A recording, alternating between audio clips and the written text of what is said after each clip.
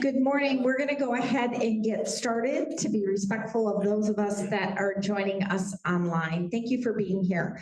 I'm Terry Kimball, President and CEO here at the Chandler Chamber, and we're going to jump in. We have a jam-packed agenda, and I can't wait for you to hear these speakers today. But before we go ahead and get started, I do want to do a shout out to our sponsors, Air Products and Chemicals, Salt River Project, Dignity Health Chandler Regional Medical Center, Intel, Catalyst Computer Technologies, Southwest Gas, Edward Jones, Terry McKibben, APS, and Dragon Walk Fine Chinese Restaurant.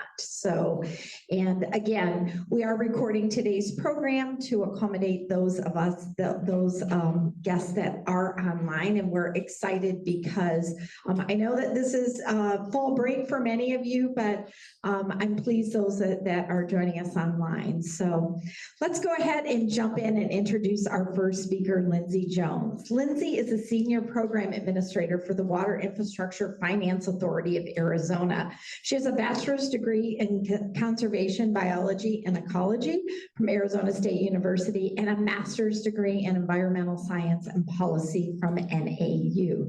She has been working with the Water Infrastructure Finance Authority of Arizona since 2019. So please put your hands together and welcome Lindsey.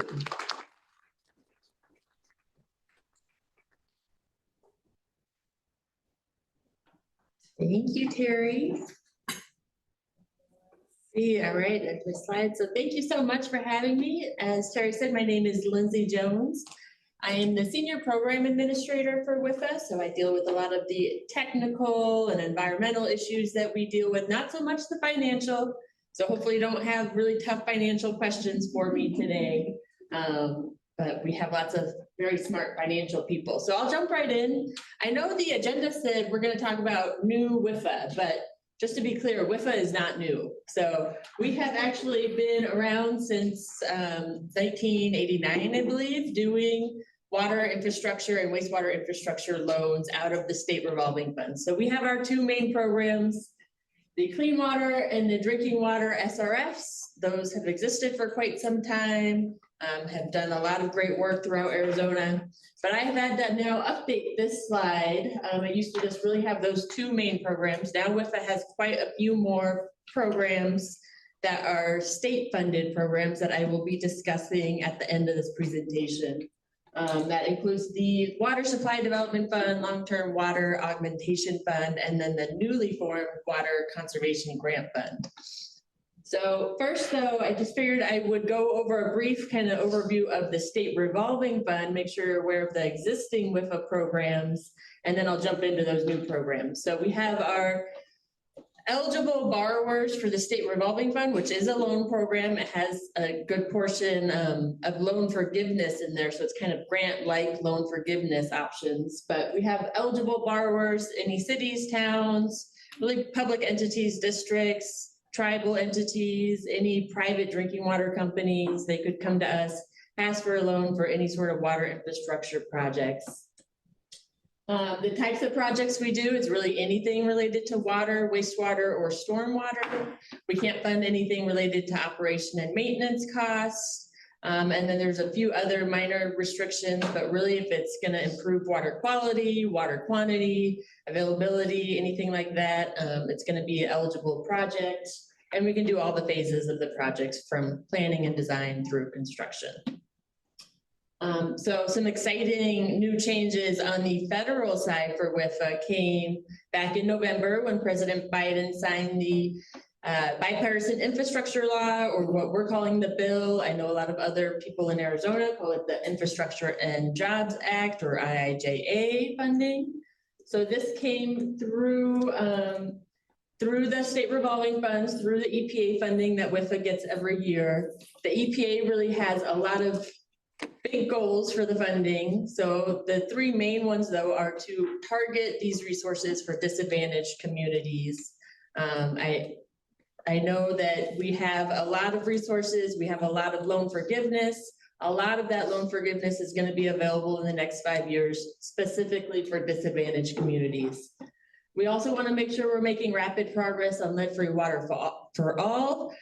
We know that in Arizona, we likely don't have as much of an issue with lead service lines as some other states, maybe in the Midwest or back east. But we do also know that all public water systems have to complete a lead service line inventory because of the lead and copper rule revisions. So we have a lot of funding to complete lead service line inventories. If there's any lead service lines out there, funding to get those replaced, get out of the system. And then the final big goal for the bill funds is to tackle those forever chemicals. Specifically, they call out PFAS in the bill, but it could really be any emerging contaminants of concern that aren't regulated yet. We're going to have a lot of funding in the next 5 years to tackle those types of projects. So this is just an example of what we're getting this year. We actually just got all of the EPA capitalization grants awarded that are shown on this screen here. So this is year 1 of 5 for the bill funding. We will continue getting base funds after the bill funds run out in 5 years. So those base funds have, we got those in the past, we'll get those in the future. But the big supplemental, emerging contaminant, and lead service line funds, those are all the new funds that we're getting. And as you can see, a giant increase in the forgivable portion that we're going to be getting compared to previous years, what we had available. Previously, we'd have anywhere from 7 to 10 million available to give out as loan forgiveness to communities. And this year we have more like 40 million about. Quick math, it's probably even more than that actually. So just a ton of resources, both in loan funds and loan forgiveness on the SRF side. So that is the big changes on the federal side. On the state side though, definitely really exciting, big changes. I'm sure you've all heard about the Senate Bill 1740, which is creating this new WIFA, which again, we've termed the coin super WIFA. So if you want to start using that, you can, because we've existed, but now we're just going to have all sorts of extra resources, extra things that we can do. So SB 1740, these are really the big high level changes that it made. It did a lot of other changes, including changes to our board structure. I'm not going to get into all of that today. But the big things really are, so we have the Water Supply Development Fund. This fund has actually existed under WIFA statute for quite some time, but we've just never had any funding in it to do anything with it. It is going to be helping to fund water projects in rural parts of Arizona outside of the active management areas. So pretty exciting, but I won't talk about it too much today. The long-term water augmentation fund, that is the big headline funding piece. That's the $1 billion that WIFA will be getting over the next 3 years to do some sort of really big water importation project. So I think I have another slide on that and I'll talk about it, but it originally was established under ADWR. They transferred the responsibility over to WIFA after they realized, hey, we have a really great water infrastructure finance authority already set up in Arizona. They're doing things similar to what this fund is proposing to do. Maybe we should funnel the money through this existing structure that's already set up. So that's very exciting. Lots to do for that one, certainly. And then the last one, which also is really exciting for us, is the Water Conservation Grant Fund. So this actually got passed through a floor amendment on SB 1740 and is adding about $200 million of ARPA funds into a newly formed conservation grant program that we are getting up and running, but will be for all sorts of great conservation projects that we're excited to see what comes out of that, certainly. Again, Water Supply Development Fund, I'm not going to spend a ton of time on it because it really is for rural Arizona. So it's outside of Maricopa Canal and Pima County AMAs. So outside rural Arizona, help them with water supply development things like doing any sort of conveyance, storage, or recovery of water, any reclamation or reuse. We could do stormwater projects with this, but they also added on this last one, that conservation through reducing existing water use category as a new eligibility for the Water Supply Development Fund. That was one of the changes SB 1740 made. Again, though, the really big one is this long-term water augmentation fund. So 75% of the fund has to be used for that first bullet point of funding projects that import water from outside of Arizona. So, I mean, I think we've all been hearing about the idea of doing desalination, possibly in Mexico or California. So that's definitely an idea that's out there. Doing some sort of pipeline from other rivers in the country. That I've heard that idea. I can't speak to what we're actually going to do with this yet. It's very early, so please don't ask me. We are right now getting our new board is being convened and seated right now. So we're going to take obviously lots of direction from the board, see where they want to take this funding, see what's kind of already been done for it. But really the idea is that we need more water from outside of Arizona to import into the state, help with our long-term water supplies. They do have some other options for what is eligible. Again, 75% for that first top one, but then we could also do some other things like looking at purchasing water rights from outside the state or any of those others, investigations, environmental reviews, studies, things like that. And then the final one is that Water Conservation Grant Fund, which it can either do educational programs or actual on the ground programs, such as like turf removal. I know a lot of the cities in the Maricopa area have really great programs for households to install water conserving equipment or appliances, removing turf, doing xeriscaping, all sorts of drought resistant landscaping efforts. So we could help fund like rebate programs like that, or all sorts of other things, low impact development, green infrastructure, things like that.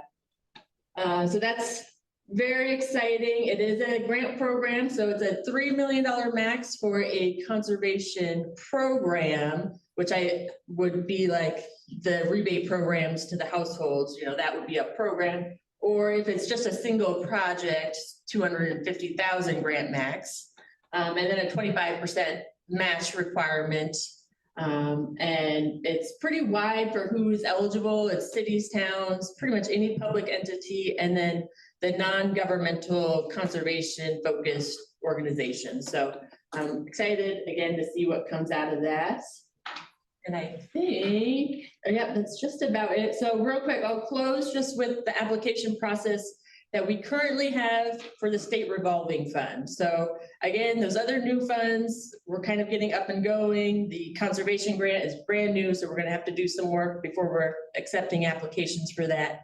But the state revolving fund has been ongoing. We're constantly taking applications. You just go to our website, azwifa.gov, and click apply now, and then walk through the rest of the steps. You get assigned a project manager that will help you through everything. So we actually have a board meeting coming up next week, which is very exciting, a little stressful, but we are taking lots of projects. So I think that was really it. Stayed under time, so Great. And we'll take questions at the end, I was told. So, But I do want for clarification. So those grant fundings you said were for rural communities or disadvantaged communities? So the Water Supply Development Fund, which has some grant component and some loan component, that's just rural communities. The grant like loan forgiveness that we can do out of the state revolving fund, we do it a few different ways. We prioritize disadvantaged communities, but if you're doing a wastewater or stormwater project that has some sort of green component to it, you're going to be eligible for some loan forgiveness. And then all drinking water projects have some eligibility for loan forgiveness. We just prioritize the disadvantaged; they get a little more. So. Okay, great. Thank you for that clarification. Let's put our hands together and thank Lindsay.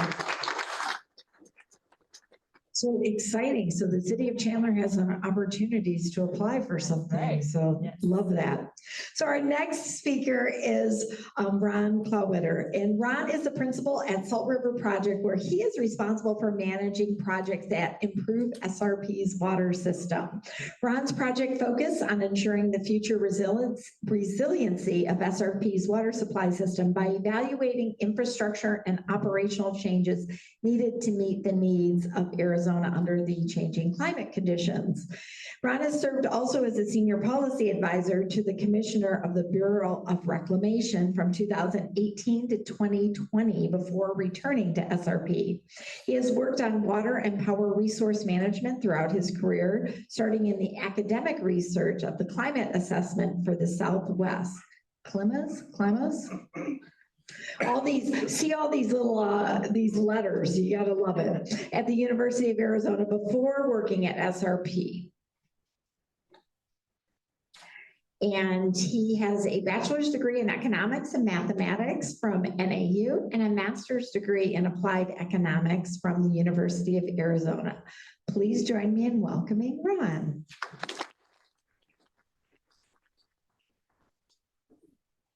I think it's Climas, it might be Climas, I never knew I heard different people say different things.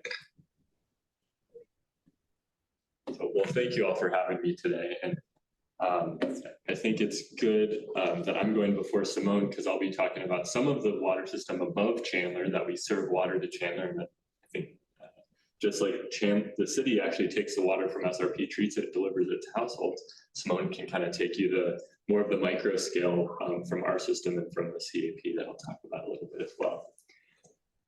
So I always like to start with our green infrastructure and then go into our hardened infrastructure just to talk about where our water supplies come from.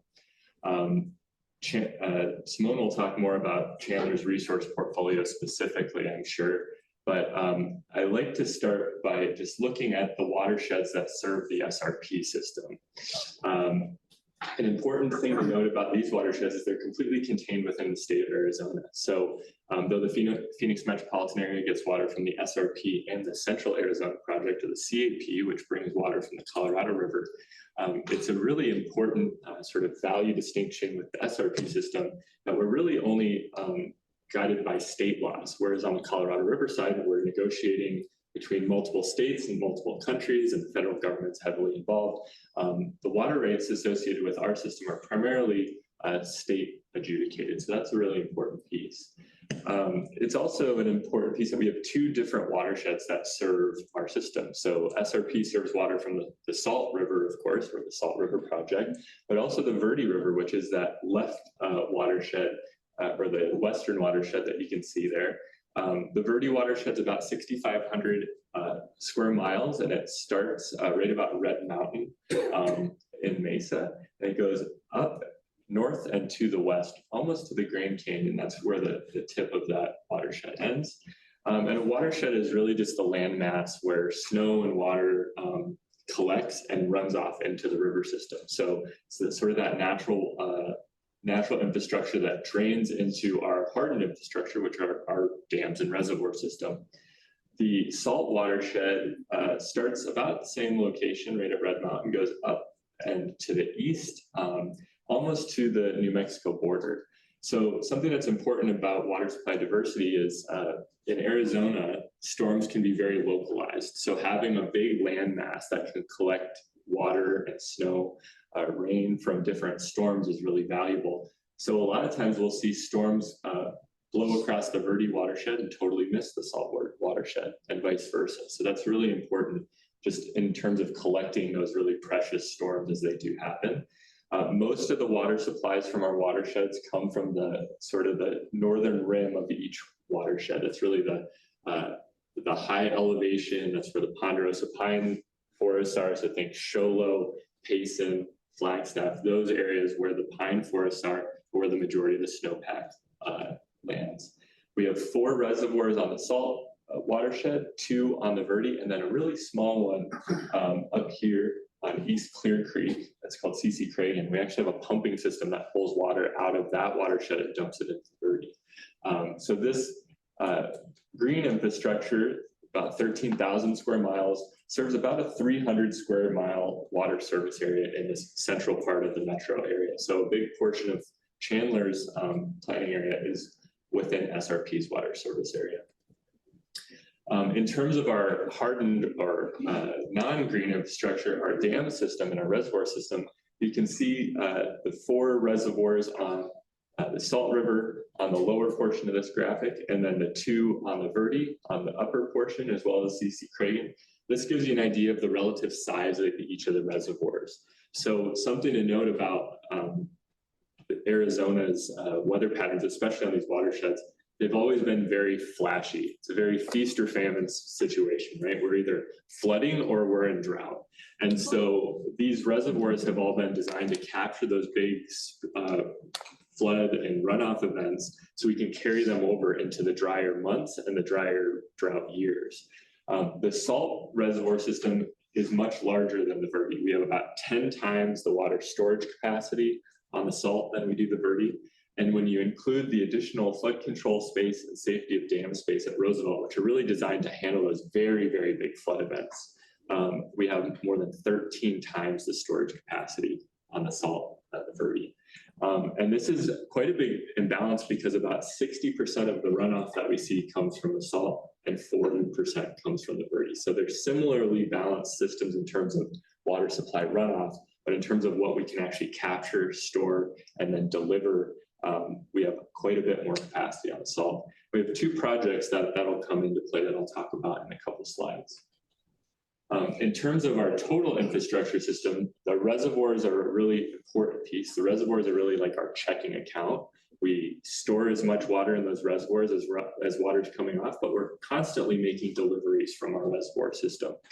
Our groundwater system is really our savings account. And so when you apply the 2 river system diversity as well as the groundwater system diversity, we really have 3 different supplies that we're constantly managing conjunctively to bring reliability to our 300-mile water service, or 300 square mile water service area there in blue. We also have about 1,300 miles, linear miles, length of miles of canals and laterals. So that's to move the water from the diversion point where we pull water out of the Salt River right here at Granite Reef Diversion Dam and move it through the city to make deliveries to water treatment plants. And so you can see the green dots on here are water treatment plants. Historically, in the early 1900s, when SRP was founded, we were primarily serving water to agricultural lands. Today, it's about 90 to 95% urbanized. So we only have about 5 to 10% agricultural lands left today. And that's an important distinction as we've adapted our system over time, because now we have spread from a lot of small diversions across the city to some very large diversions at each of these water treatment plants. Because today, most of the lands within our service area are served directly by the municipal providers, like City of Chandler. The water is diverted into City of Chandler's water treatment plants, treated, and then piped to the individual homes and businesses that use the water. But the canals that exist today are largely those same canals that were built almost 100 or over 100 years ago. They've just been lined with concrete to make them more efficient. Another piece on here, just to kind of put into perspective, and I'm sure Simone will talk more about Colorado River, is the CAP Canal. You can see it kind of goes across the northern part of the metropolitan area, and it actually crosses the Salt River right at Granite Reef Diversion Dam. So that's an important part of our supply redundancy resiliency, is we can actually pull water out of the CAP Canal and put it into our system and make deliveries to our service area and to each of those water treatment plants. And many of the cities, I think including Chandler, will take Colorado River through our system, treat it, and then move it outside of our water service area. Phoenix does this quite a bit as well.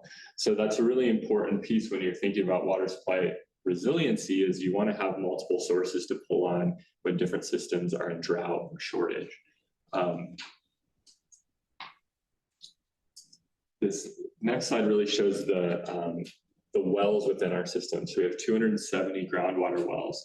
So really the way we operate is we pull as much from our surface water system as we can during very wet periods, or those periods where we would normally see flooding if not for the dams. But as our reservoirs start to drop over time, if we're going into a drier period, we start to pull more on our groundwater supplies. And we have 270 different groundwater wells that we can utilize to pull water out of the ground. Like I said before, we really try to limit groundwater use as much as possible, really think about that as our savings account. But the groundwater supplies become especially important during very dry times to make sure we keep water moving into water treatment plants, moving into homes, moving into businesses. Many of the cities, including Chandler, store a lot of water underground, surface water, put it underground so it can be recovered during shortage times too. I'm sure Simone will talk more about that, but these wells are also an important piece of infrastructure for that, making sure that we have the physical infrastructure to pull that water back out of our savings account when we need it. I'll now kind of transition to two main projects that we're working on to really augment supplies. So as we're looking to the future, we know that the Salt and Verde watersheds have always been hot and dry watersheds. They've also been flashy watersheds. The dams were built to capture flood water when they're available and store them and carry them over for multiple years. Our system today has about 3 years of carryover storage in it. So if we fill completely and we didn't receive any additional water, we'd have enough water in our reservoirs to make deliveries to our surface area for 3 years. Luckily, that doesn't happen, right? So we're continuously, even during drought times, getting water into our system. And we also have our groundwater system we're pulling on. So it's we have a lot more supply than just that, but that's just a metric. But as I mentioned, that balance between the capacity on the Salt River and the Verde River, we also have sedimentation happening on our system. So essentially, these are natural rivers that go into a reservoir. They're also very turbid or muddy rivers. If you go up to the Verde Valley, you might hear people call it the Dirty Verde. I grew up in the Verde Valley, and it's not because it's a polluted river, it's because it's a very muddy river, right? So if you're playing in the water, you're probably going to get in the shower afterwards because you'll be covered in silt when you're done. So what's happened over time since this Verde River reservoirs were constructed is that natural sedimentation that really settles out when it gets into the reservoir. Think of if you filled your bathtub with muddy water and left it overnight. In the morning, you'd have pretty clear water with a layer of sediment at the bottom. So that's what happens in the reservoirs over time. We've lost about 1/3 of the storage capacity of Horseshoe Reservoir since it was constructed in 1940. It's about almost 80 years old at this point. And so we've been working for the last 2 years with the Bureau of Reclamation to evaluate different options to restore capacity. And one of the main solutions that was identified was raising Bartlett Dam, the lower reservoir on the Verde, to not only restore the capacity lost, but also sort of rectify that imbalance, that storage imbalance. So increase the ability to store water in the Verde to avoid spilling that water downstream and avoiding the ability to put it to use. So the option to raise Bartlett Dam would actually increase total storage capacity on the Verde River by about 350,000 acre feet. And where we are right now is the next stage of study. And we at SRP have worked with a very large group of local partners. And so it's actually the whole blue highlighted area that you see on the map, which includes Chandler, with 22 partners that are working with the Bureau of Reclamation to investigate this opportunity to increase the storage capacity. When you look at that flashiness and we average out how much water would be made available per year, it's about 115,000 acre feet. An acre foot of water is 1 acre. So think about a football field size, 1 foot deep. It's about 330,000 gallons of water. It's enough water to serve 3 families for about 1 year. So it's a lot of water. 115,000 acre feet could be about 345,000 households per year. So this project, we're at the very start of the federal study, which is going to take 4 years. It really looks closely at the technical components about building a new dam, but it also includes federal environmental compliance, and that's what really takes 4 years to complete. City of Chandler is a great partner on that project, investigating how it may be able to improve Chandler's water supply resiliency. And it's a really great opportunity to partner because it is a large capital project. It's about $1 billion project. But when you share that amongst many partners who will benefit from the project, and look at the cost per acre foot of the supply, it actually is a very cost-effective project.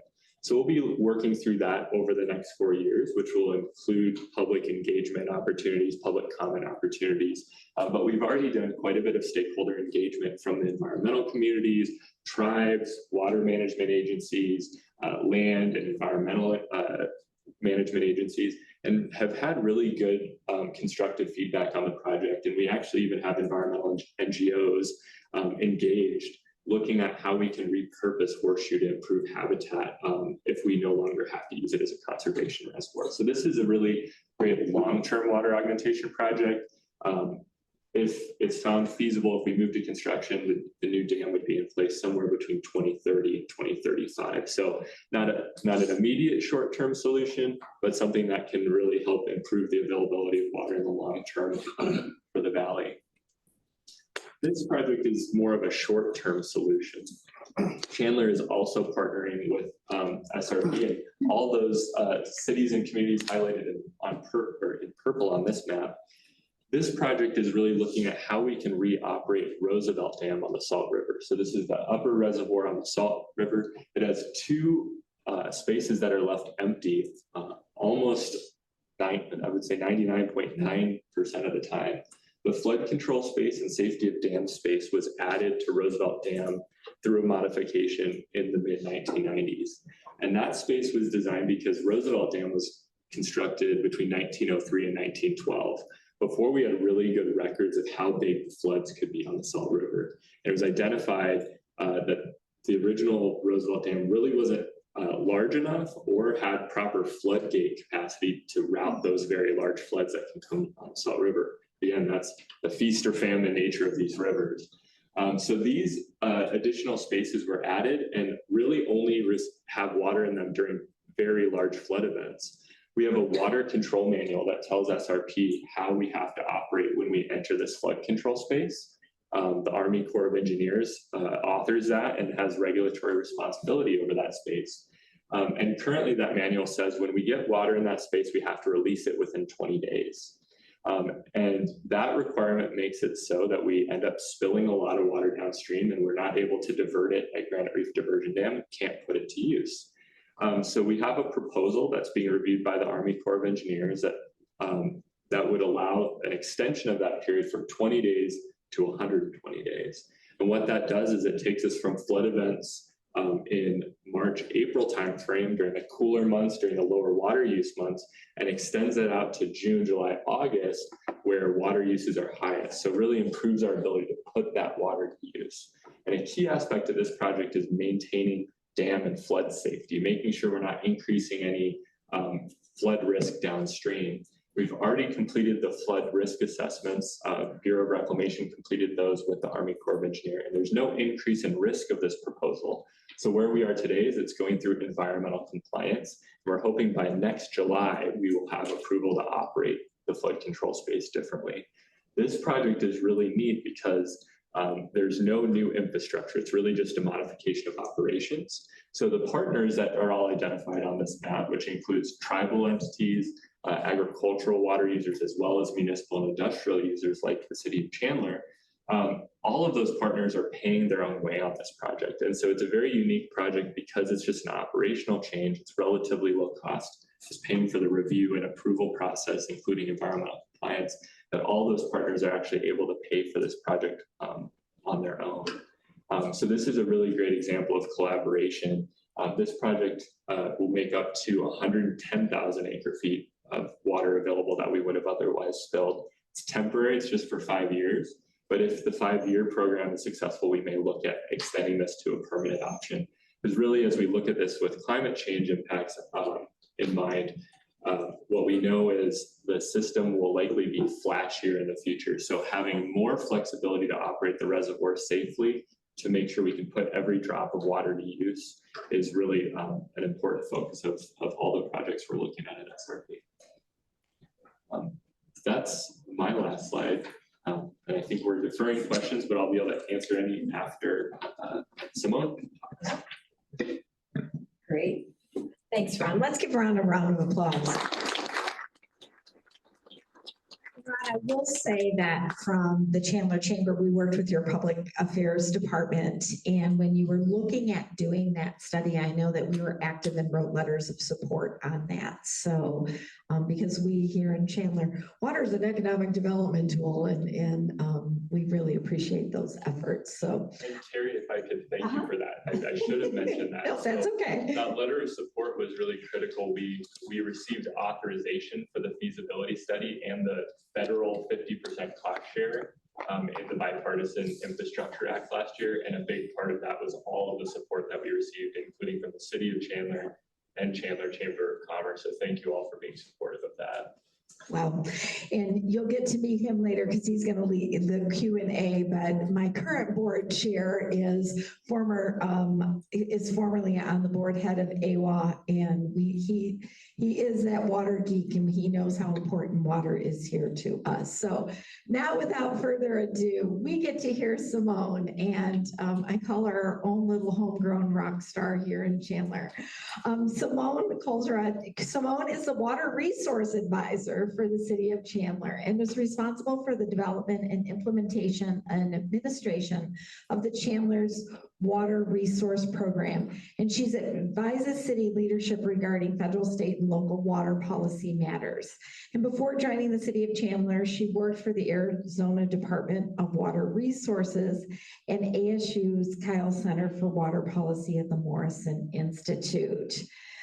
She has her degree in environmental and resource management with a concentration in water management from ASU. So put your hands together and welcome Simone.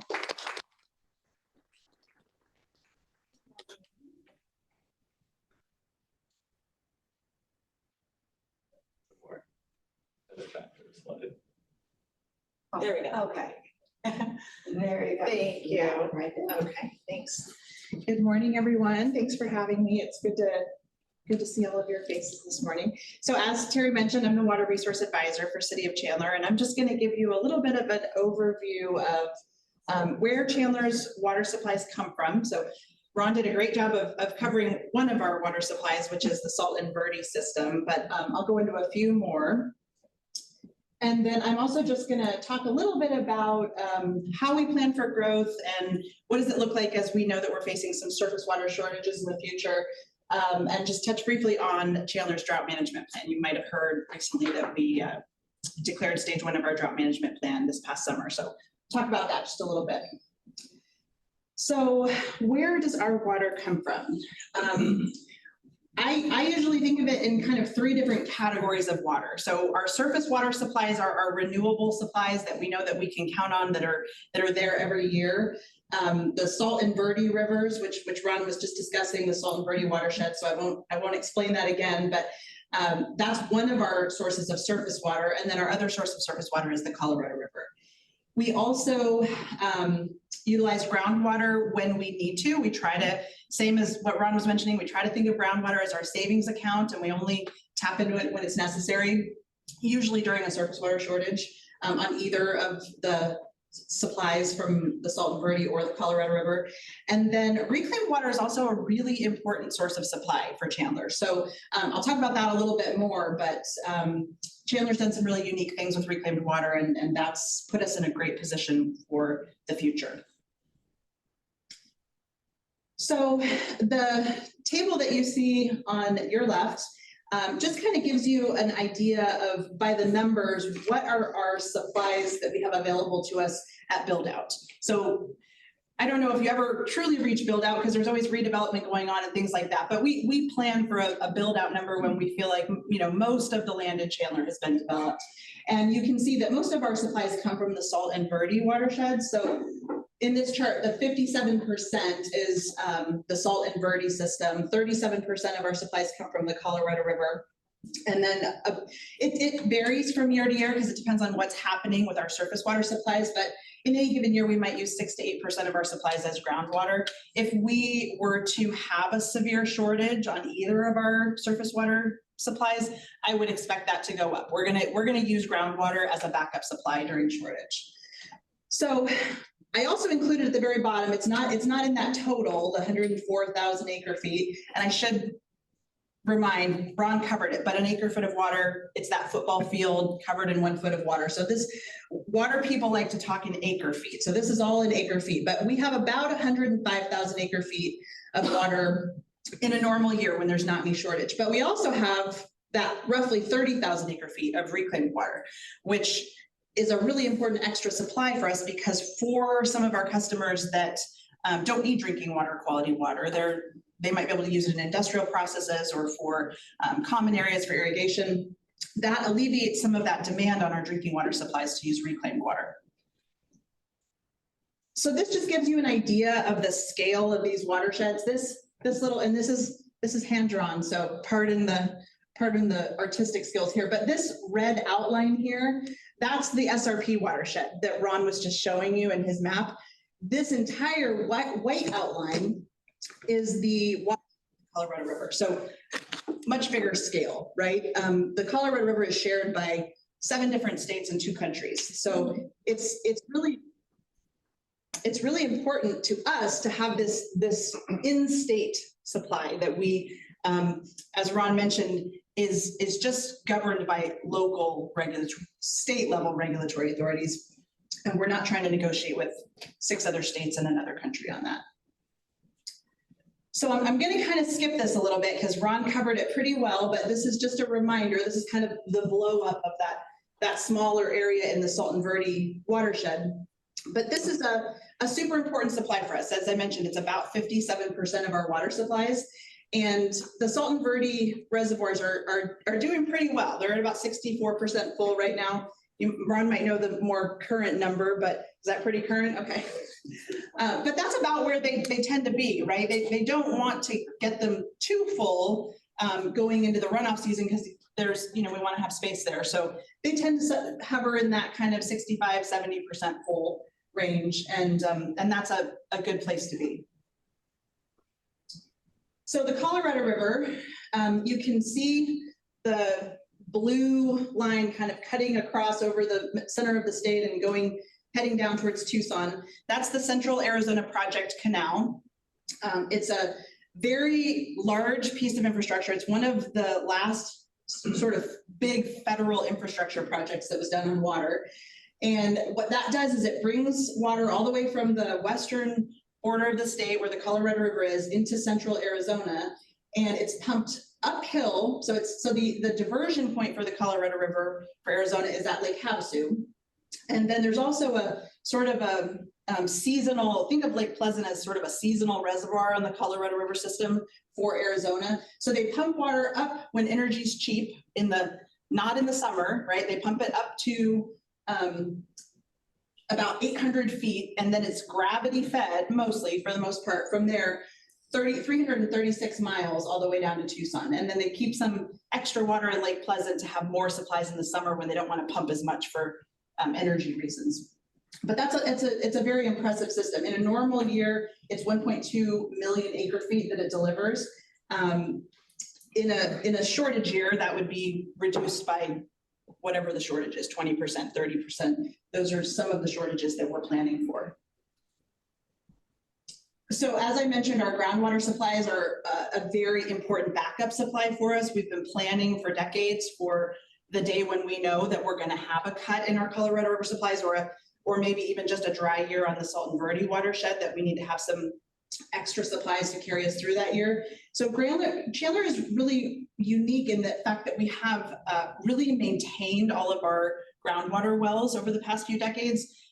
Some cities are when the Central Arizona Project came in and they built surface water treatment plants in the 80s and 90s, they said, okay, well, we have these surface water treatment plants now, so we don't need these wells anymore. And they weren't maintained as carefully as what Chandler has done. We have about 35 wells that have been part of a very, very active well maintenance program. We use them every single year. And in fact, little known fact, some people might not even know, for about 2 months every single year, Chandler completely turns off our Pecos surface water treatment plant. And this is partly because SRP does some canal maintenance during that time every year. And we switch over to our groundwater supplies for 2 months. Most people never even notice, but it's a seamless system. We always have those wells there if we need them, if there's a surface water shortage or if there's canal maintenance and we need to take the plant down for some reason. So we, on a normal year, we might only use 8 to 10 million gallons a day out of our wells, but we have about 73 million gallons per day of capacity from our wells if we needed it. And then the other reason that those wells become really important is that Chandler has been storing water underground in the aquifer for decades, just saving for a not so rainy day, as we like to say, right? We know that those shortages are coming on the Colorado River. This year was the first ever declared shortage on the Colorado River. So we have approximately 450,000 acre feet of water stored underground for times when we need it. And that would likely, depending on how deep the reductions are in supplies, that would likely carry us for 30 to 40 years of just using those long-term storage credits that we've accrued from underground storage. So this is just gives you kind of an idea. Ron showed you the big map of all of the wells in the SRP system. This is just Chandler's. These are just the wells in Chandler. But it's good to know that we monitor those wells very, very carefully. We've had a program in place since 2004 that we go out and we check the water levels at each of those wells a few times a year. And at each of those individual well sites where we're monitoring, 94% of them show that water levels are rising or staying roughly the same, right? So we might have 1 or 2 wells where we see some slight declines, and that just has to do with maybe certain areas of the city, we use those wells more than others. But for the most part, our aquifer is very, very healthy, and it's either staying static or it's increasing in water levels. So reclaimed water, what Chandler did back in the 80s, and it's funny because back in the 80s, reclaimed water was sort of a problem for cities, right? It was, what are we going to do with all of this water? A lot of the other Valley cities kind of got together and formed a group and said, we're just going to send all of our wastewater to the 91st Avenue treatment plant in Phoenix. And that's a good way for us to get rid of it. Well, geographically where Chandler is, that wasn't really an option for us. So we had to figure out how are we going to manage all of our wastewater within the boundaries of our service area. And at that time, the decision was made that as South Chandler developed, as developers came in and said that they wanted to, develop this piece of land, Chandler decided to put the infrastructure in place and tell those developers, okay, and you also need to put all of this infrastructure, pay to put this infrastructure in the ground to have a whole separate distribution system for reclaimed water. So we have our pumps and pipes underground that deliver our drinking water supplies to homes and businesses, but we also have a separate distribution system underground, you never see it, that allows us to distribute reclaimed water supplies for, usually it's for HOAs, schools, golf courses, several large industrial customers. So all of these things allow us to meet those water needs using reclaimed water supplies instead of drinking water supplies. And that's a really important tool for us. So this just gives you a sense of what that service area is for reclaimed water. So pretty much everything south of Pecos, there's a small corner of there that we don't have the system in place, but most of Chandler, we have that distribution system underground to deliver reclaimed water supplies. Planning for growth. This is the #1 question that I get is, if you have surface water shortages and you know about those, how can you continue to grow?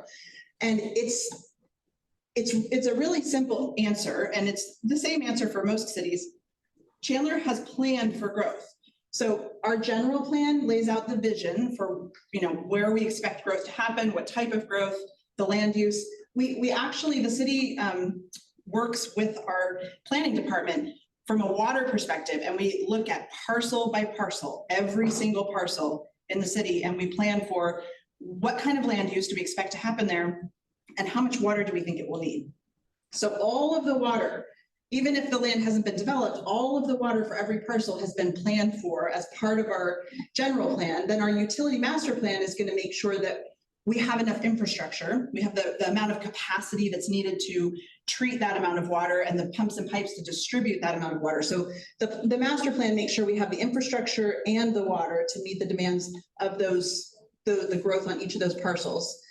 And then Chandler has gone out and acquired water supplies. So normally in a normal year, we have far excess, our rights to water is far excess of what our demands are. But even in shortage years, so Chandler has been very proactive in thinking ahead. We've been planning for decades to say, okay, we know there will be shortages. How do we make sure that we still have enough water supplies even in those shortage years? So just in 2016, there was a big announcement that Chandler had entered into an agreement with the Gila River Indian community. So we have an agreement with them where we do an exchange of reclaimed water. We deliver our reclaimed water to them. We divert their Colorado River water. So things like that are just, it's just one example of how we've acquired additional water supplies. And then of course our water policy staff, yours truly, always monitoring what's happening in policy discussions to see how things that could be happening at the state legislature could affect us in Chandler.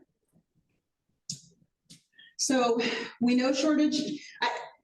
A year ago, I would have said we know shortage is coming. Today, I have to say we know shortage is here, right? We have the first tier 1 shortage in 2022. We know that the Bureau of Reclamation has already declared a tier 2 shortage for 2023, and it's possible there might even be tier 3 shortage by 2024. So that's just sort of the condition that we're operating in at this point. The graph that I have here is, these are just projections. These are just my projections, but you can see how in 2020, and this is just Colorado River Supplies. So I'm not talking about SRP at all here. I'm only talking about sort of projected supply and demand on what Chandler's Colorado River supplies are, not the whole state, not the whole system, just Chandler's Colorado River supplies. So in 21 and 22, you can see that the orange line, which is our supplies, are way higher than what our demands are, right? We have much more water than what we need to meet our demands. Well, as you start to go towards 2026, that orange line is going down, which is what I expect will happen as we start to take some cuts due to the shortages. Each of those years in 2024 through 2026, I'm just assuming a tier 3 shortage there. I think that's probably a safe assumption. It would be great if it's not, but we probably will be in shortage for a while. So you're going to see the gray line, which is our projected demands. Those lines are going to intersect in the wrong place, right? By the time we get to 2026, we're going to have more demand for Colorado River water than what we have available.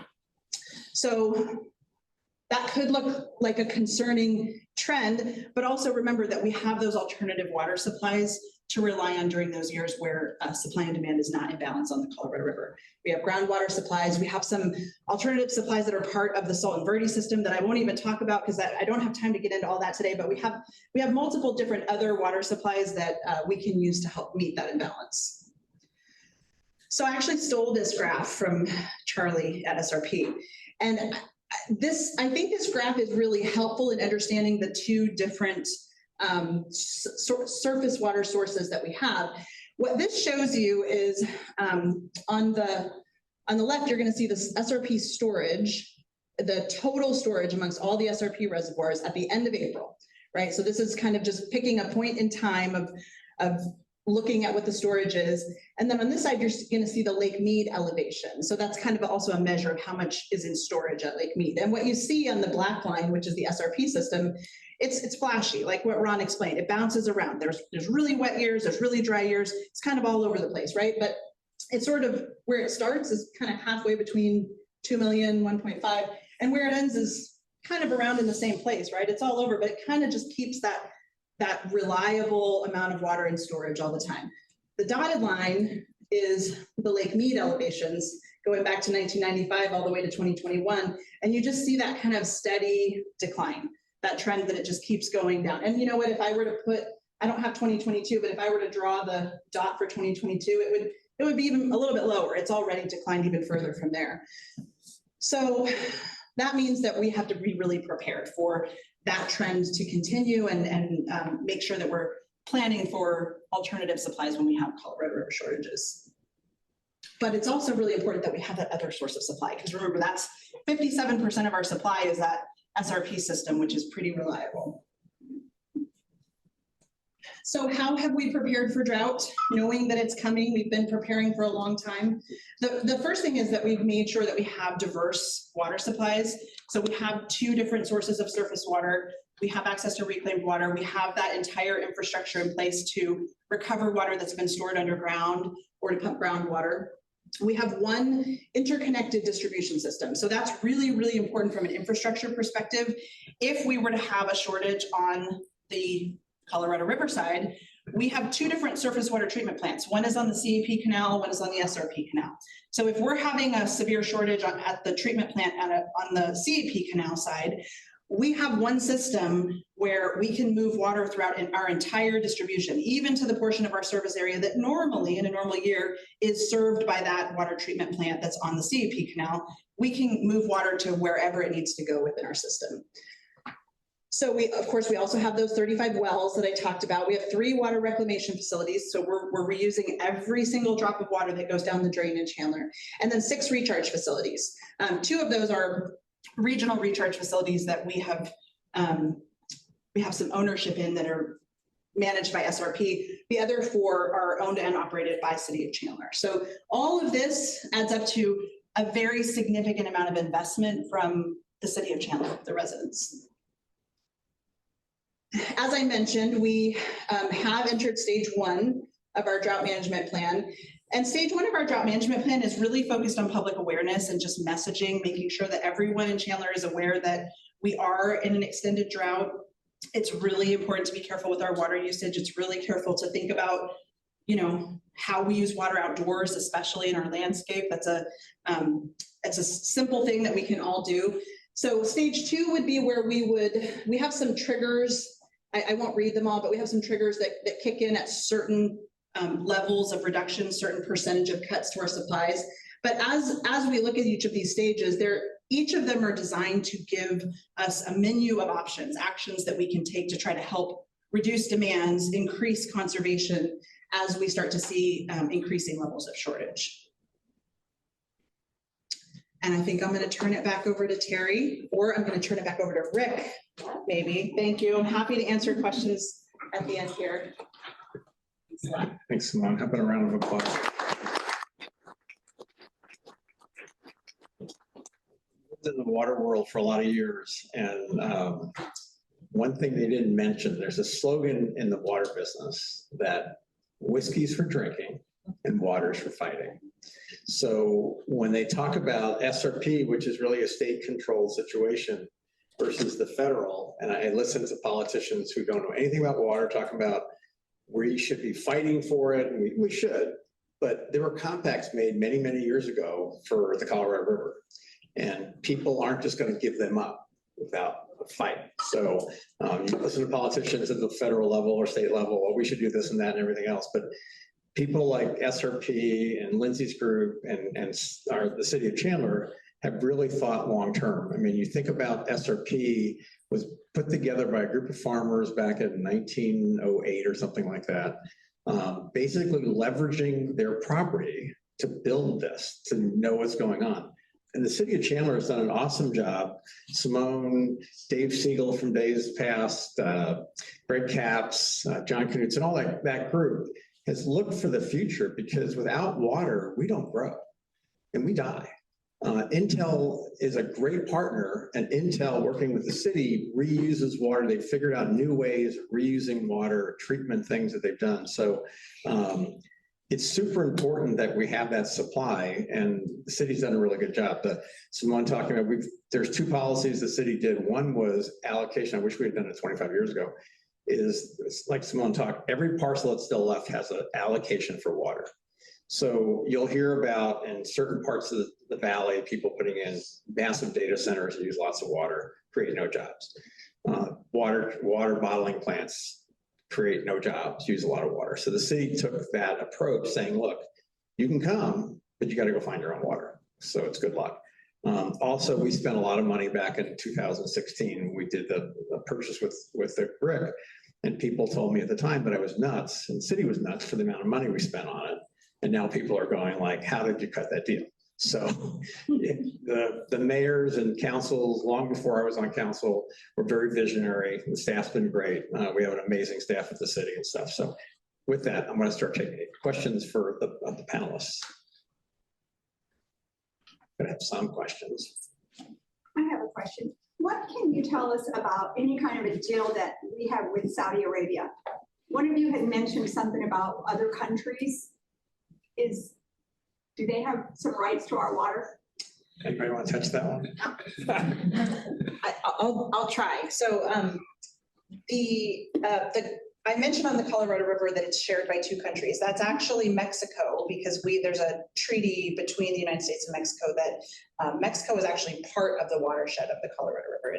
It doesn't quite make it all the way to its delta anymore because we use so much of it, but in its natural state it would. And so Mexico has an allocation of Colorado River water. So whenever we're making negotiations around the Colorado River, we're negotiating with the 7 states that are part of the Colorado River Basin, but also with the country of Mexico because they have legal rights. So the question about Saudi Arabia, I'm not an expert on that, and that kind of gets into some of the issues surrounding.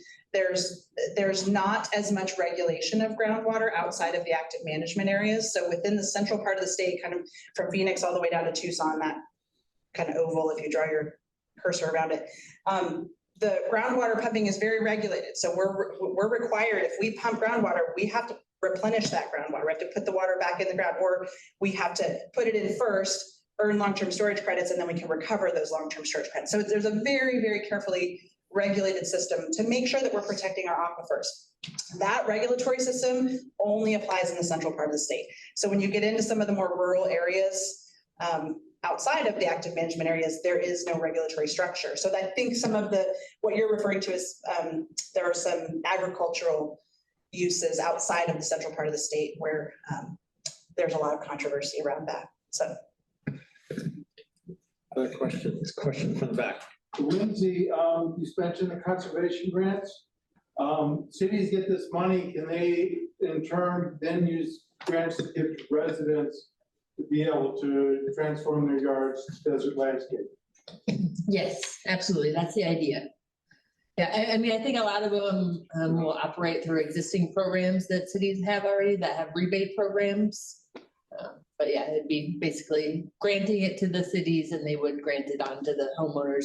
It's going to be up to the cities, obviously, what they decide they want to move forward with. Yep. I'm gonna have Simone touch more on that. The city of Chandler does have some amazing programs. We do. And I'll just add to that, the new conservation grant, and I think it's there for $200 million that was appropriated for that specific program, is really exciting, I know, for multiple municipalities, because we hope to take advantage of that. You know, we would love to create some new conservation programs that just, frankly, we wouldn't have had enough funding to do in the past. So we've already got our short list of stuff that we're planning to come to you about once your board is stood up and you get a little bit further into that process. But we do already have several different conservation rebate programs that are available to residents right now. So residents can apply for a rebate if they want to remove some grass, they can, if they take out a certain amount of grass, we will give them a rebate that's based on how much square footage of grass they took out. There's some requirements about having to put in a certain amount of ground cover, and you can't just cover it all up and just rock and nothing else, so that there's some details to that program. We also have rebates to install smart irrigation controllers, which really have been proven to help reduce water use. So I won't go down the whole laundry list, but the city has quite a few different rebate programs that are available to residents. One of the things we're hoping to use the new conservation grant through WIFA, we hope to be able to do more with some of our business community where there might be some larger opportunities to remove more grass or to implement larger scale conservation programs that right now, our current conservation budget doesn't have the funds to support, but creating a new program through this grant program would help us make some major strides in that area. And we're coming to you soon. Exciting. Oh, I'll give it to you. Other questions? Question for Lindsay. You mentioned on the loan and forgiveness programs, that's for infrastructure development, which is great, but doesn't cover operations and maintenance. So going back to Simone's point about the importance of the maintenance going to the wells and the job that Chandler did versus other cities, to what extent is the planning and funding of proper care and operations and maintenance for projects that are approved for development part of the process? And is there any accountability on the back end if those borrowers don't take care of those assets that have been funded? I think I see where you're going with that question. Yeah, so what you said at first is correct. We can't pay for operational and maintenance costs. But when we do our review of projects coming to us for funding, we ask them all about their system. We want to make sure that it's being well maintained.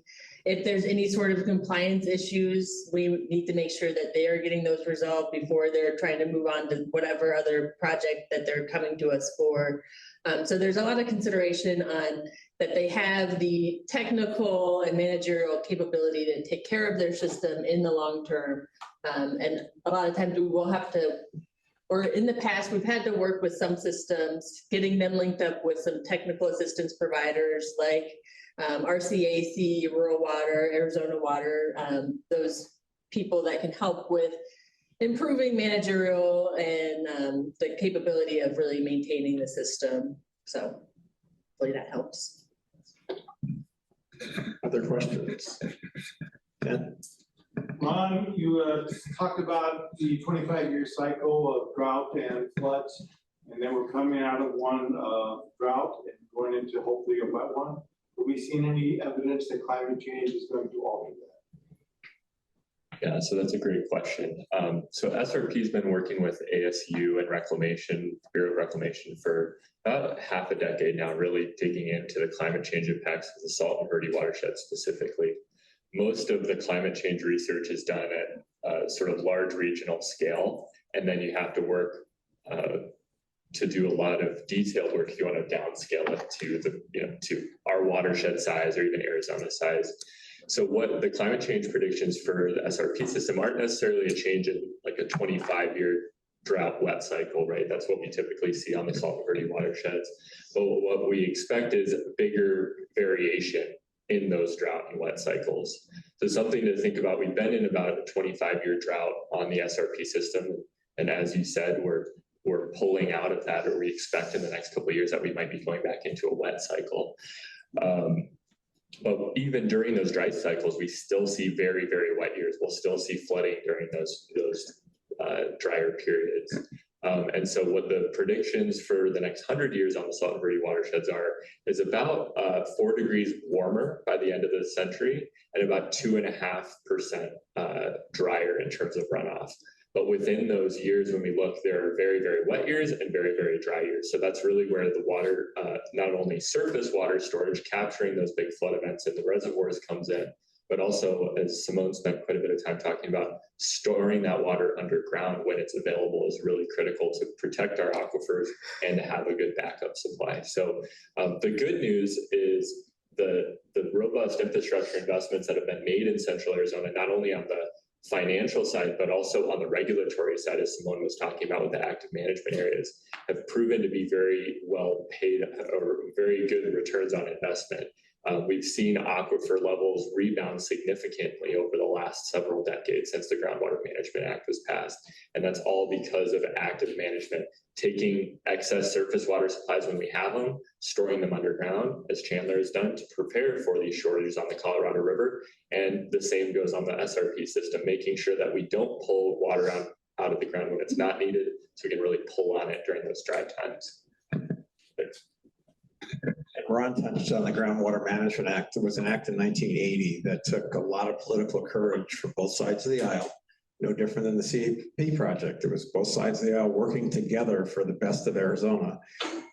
The only thing I wish they would have been able to do is do it for the whole state, because what they talked about, and Simone brought up the thing with Saudi Arabia and with the western part of Arizona, it's not controlled. So it's unlimited pumping of groundwater. There's only so much water down there. And so the rural areas, in probably the next 20 to 30 years, going to have serious concerns. We have these cycles where they're just unlimited pumping of groundwater. And there's only so much down there, kind of a situation. Chandler was blessed in a way because there's a big, Simone to talk about, there's a big bowl underneath the valley. And we're actually on the bottom part of the bowl, if I remember correctly. So that water kind of flows this way. So it's also good for Chandler as well. So other questions? I sit on the board of my HOA. We are a very large community with a ton of green belts, but we're talking right now about getting rid of our green and converting it. Is any of this grant money going to be available to HOAs? There is money, yes, I can answer that question because I'm a board president. There is money for HOAs. It's no different than a homeowner. There's a formula, you'd have to call the city, someone could probably help you. There's a formula for how much you take out and how much they'll give you in terms of that. It's not a cheap thing. It's a long-term investment. takes X amount of years to do that, but down the road, if stage 2s and 3 start to happen and cities all of a sudden start to say, wait a second, you have to start limiting how much water you can use, then associations are going to be behind the 8 ball at that point. So like our association over the years, we've taken out some grass. I'd like to take out more, but it's an expensive proposition, but there are grants for that. So, okay. Any other questions? There was a case earlier this year. It's been a while since I read about it. You're probably more familiar with it than I am, but for Ron and Simone, I guess it involved the transferability of water rights from like an agricultural user, I think it was in southwestern Arizona, to like a private developer, I think in the Phoenix metro area, if I remember, somewhere may have been Queen Creek, I can't recall, now county maybe. And it was kind of a big deal, I understand, in the water community, like the ability to kind of transfer water rights remotely like that. And it ended up being allowed, which was a surprise, I guess, to a lot of people. To what extent does that kind of transferability of rights to the Colorado River water affect strategy for SRP and the city in terms of assurance of water rights in the future? Yeah, I think I can start. So I think you're likely talking about Queen Creek working to transfer water rights from the main stem of the Colorado River. I think it's still going through environmental review. I don't know if it's been approved yet. I think we Just approved it, okay. And so some of the controversy there was really more focused on the impacts of the local community as water leaves that area. And I believe what they ended up doing was a formula, so a portion of the water rights would stay within the local community for the future projected development there, but still allow for water supplies to come to Queen Creek. And I think that, especially on the Colorado River system, that's something that will be a contentious and challenging conversation to come, but that is a big part of the conversation areas in Arizona. The vast majority of Colorado River supplies in Arizona are being used for agriculture. And so it's not an easy decision just to say, take the water from ag and bring it to cities, right? Because there are trade-offs there.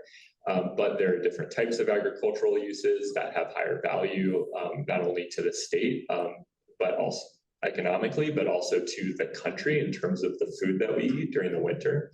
So that's really where we are on the cusp of a lot of very difficult discussions about where the best use of those water supplies are.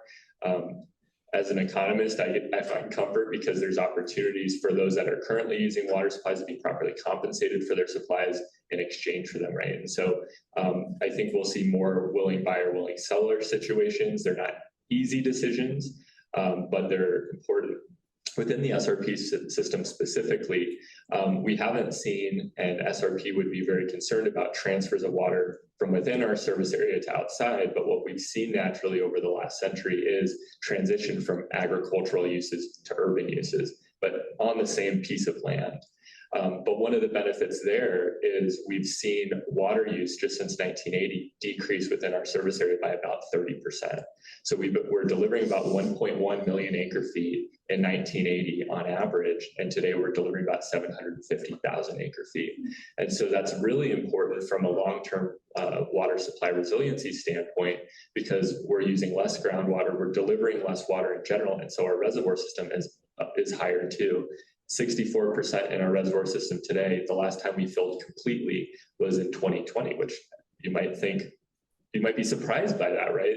As we've been in a long-term drought, but we filled almost completely in 2020 and we've been able to rely on those supplies. So that agricultural to urban or agricultural to industrial use is not an easy conversation, but it's something that we have the capability of having that conversation because we have the supplies necessary to do it. So a lot more to come, a lot of contention, a lot of positives, I think, as well, where we'll see some positive deals happen too. And I think Queen Creek's very happy with where they landed on that as well, right? But I don't know if you'd add anything. I think you covered it pretty well. Just to add one thing that I think maybe gets lost in sort of the headlines of those potential transfers of Colorado River rights from the main stem of the river into central Arizona for municipal uses. What's happening really when they do that, and in the case of GSC Farms in Queen Creek, the transaction that's kind of been the first big one, which I expect there will probably be more.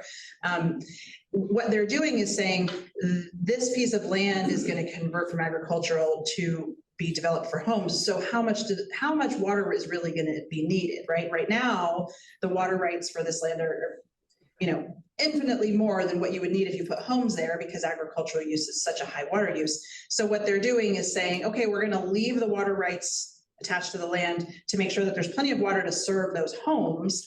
And then the rest of it is what you can consider selling, or, the owner of that land can consider selling the extra rights that wouldn't be used for that land anyway. So it's not about just, creating a ghost town of it's just homes use so much less water. And I think that's what you said as well, but that's the important thing too. Would you want to talk about tribal water leases? I think you have some, right? We do. I think that's another bucket kind of to think about. Yeah.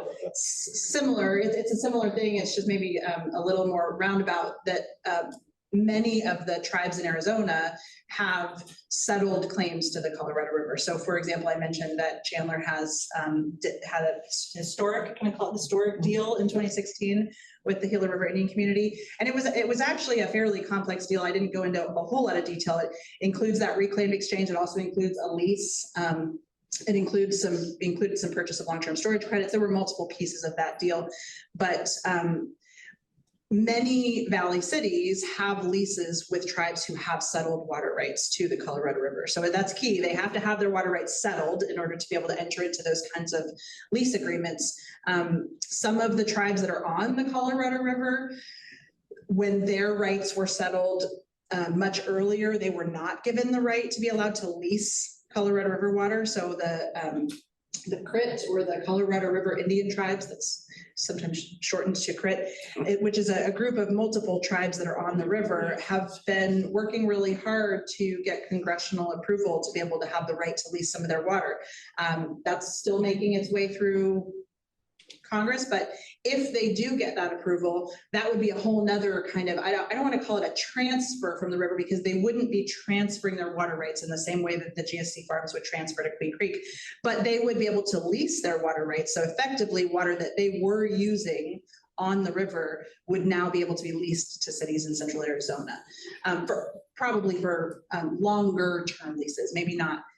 Our lease with the GRIC is a 100-year lease. So it's it's a very long-term lease. I think the GRIC have said in their, the CRIT have said in their legislation that they wouldn't consider that long, but these are longer term leases, maybe 50 years, something like that. So it's sort of a transfer as well. I don't know if that's what you're referring to, but there's also other tribes. I didn't list them all. There's multiple tribes. And I was just going to say that's one of those examples of willing buyer, willing seller situations where the tribes who have historically been short of water supplies until settled through federal settlements now are in a position to choose if they want to participate and help others who need water. And what we've seen is many of those tribes very interested in making those sort of lease arrangements similar to what Chandler has done.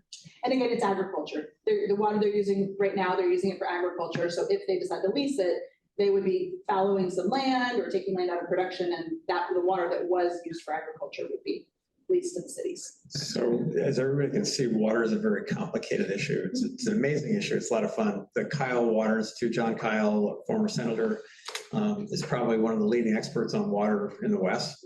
And you hear a lot of different rhetoric from people, like I said earlier, about the water. We can take it, we can do this. It's called the law of the river. It's a very complicated kind of thing. There's lawsuits have been going on since the 70s. They're still not settled over it. The tribes own, I think it's at 49 or 51% of the Colorado River water, something like some crazy number. Right, because they were first here. I mean, that's what it's all about. And no different than Chandler looked at our use of water by parcel. Some of this stuff saying, let's take all this agriculture out. Well, you can't take all the agriculture out because then you're having to transport food further away. There's implications, but can we do things? I mean, Israel is an amazing way to look at things. The drip irrigation, all these different things, they're expensive to do. But as we start to look at ways of reusing water and using it more wisely, that's a great term. AMWA is also a great resource. The Arizona Municipal Water User Authority has a great website on landscaping, on what to plant. You can get a link every month where they'll send you how to water. The smart controller thing, I put one in about 4 or 5 months ago. It's a great tool. What drives me nuts is you see people it rained and then they're watering their lawn the next morning. And it's like the smart controllers take all that into consideration. They're hooked up to the weather satellites, and it will shut your water off, especially if you're traveling, you're gone, and so it's a great tool. There's tools out there to use our water wisely. I guess that's the best way. So I do want to introduce, we do have a couple of elected officials. Jennifer Pollock from the legislature is here. I always welcome Jennifer. And Laura Berner from the Chandler School Board is also here today. So thank you very much for being there. So I think we're about running out of time. I think I got everything covered. Thank you. How about another round of applause for our speakers? Also, Terry will get mad at me if I don't find the sponsor list here probably, so. Okay, I got to thank our sponsors that helped put this on, which is awesome. Air Products and Chemicals, Salt River Project, which is a great partner for the city and for the Chamber, Dignity Health, Chandler Regional Medical Center, Intel, another great partner, Catalyst Computer Technologies, Southwest Gas, Edward Jones Investments, Terry McGibbon, who's in the back right there, APS, Dragon Walk, Fine Chinese Restaurant. Thanks, everybody. Have a great day and have a great weekend.